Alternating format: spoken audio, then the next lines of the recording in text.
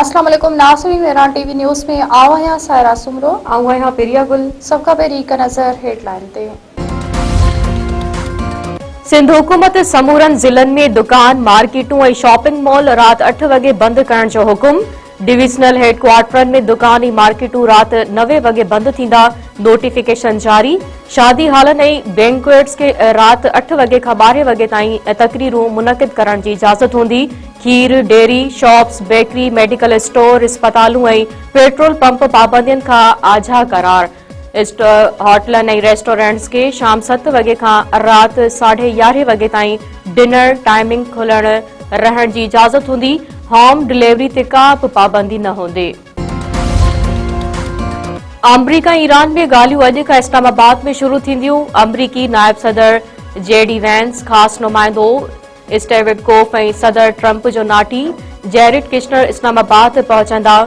Iran जे नुमाइंदगी पहिरीं वज़ीर अब्बास इराक़ची स्पीकर बाकर कालीबाफ कंदा। वज़ीर आज़म शहबाज शरीफ पारां ॻाल्हियुनि वारे हंध जो दौरो, इंतज़ामनि जो जाइज़ो। इस्लामाबाद में हाई अलर्ट, सिक्योरिटी फ़ौज हवाले, अहम इलाइक़ा कंटेनर हणी बंदि।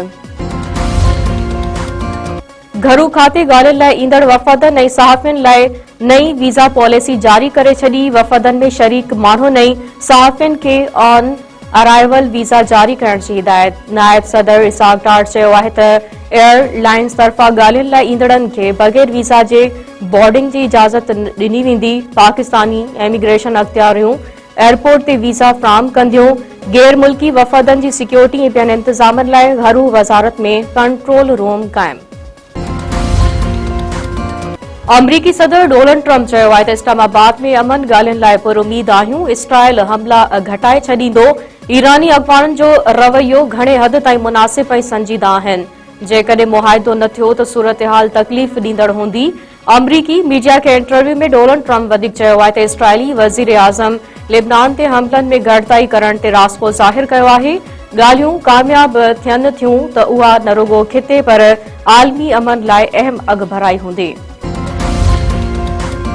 ईरानी सुप्रीम लीडर मुस्तफ़ा खामनाई चयो आहे त अमरीका सां जंग नथा चाहियूं, पर ईरानी क़ौम पंहिंजे हक़नि तां दस्तबरदार न थींदी।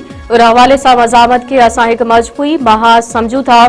पंहिंजे बयान में ईरानी सुप्रीम लीडर वधीक चयो आहे त हरमिज़ वारे सामूंडी लंघ जी स्ट्रेटेजिक इंतज़ाम खे हिकु नए मरहले में दाख़िल कंदासीं। ईरान जे नुक़सान जो अज़ालो घुरंदासीं। रियासत पंहिंजे हक़नि ते सौदेबाज़ी खां सवाइ अमन जी पॉलिसी ते अमल पैरा आहे। पाकिस्तान स्टॉक मार्केट में तेज़ी जो रुझान बरक़रार। 100 इंडेक्स में 1900 पॉइंटनि खां वधीक जो इज़ाफ़ो। 100 इंडेक्स 1,67,449 पॉइंटनि जी सतह ते पहुची वियो। जापान, कोरिया, इंडोनेशिया ऐं एशिया जे ॿियनि स्टॉक मार्केट में बि कारोबारी में मुस्बत रुझान। चंबड़ में वेल्डिंग जी दुकान ते कमु कंदड़ पोरियत नींगर ट्रैक्टर जे कीड़ हेठां अची फौत थी वियो।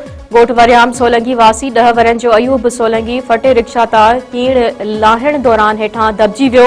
नाज़ुक हालत में हैदराबाद में अंधे रस्ते में फौत, मड़ घर पहुचण ते कोहराम। वारसन जो चवण आहे त ॿारड़ो चंबड़ शहर में वेल्डिंग जी दुकान ते कमु कंदो हो। फटे रिक्शा तां कीड़ लाहींदे दॿिजी फौत थियो आहे। टंडो मस्ती वेझो नारी कार इल्ज़ाम हेठि गोलियूं हणी क़तल। ॻोठ बुटो चांडियो 18 वरनि जी रुबीना चांडियो खे मामे बेदर्दी सां क़तल करे छॾियो। जवाबदार केसर खान चांडियो हथियार समेत टंडो मस्ती पुलिस वटि पेश। नौजवान भाणेजी खे कारे जे इल्ज़ाम हेठि क़तल करण जो एतराफ़। मेहर वेझो गुज़िरियल ॾींहुं भाउ हथां क़तल थियल डॉक्टर तारिक थेबो जो केस दाख़िल। मक़तूल डॉक्टर तारिक थेबो जे पुटु अब्दुर्रहमान जे फरियाद ते बी सेक्शन थाणे ते केस दाख़िल कयो वियो। केस में मक़तूल जो भाउ ख़ालिद थेबो, अलादाद ब्रोही, सरफराज़ गोरगाणी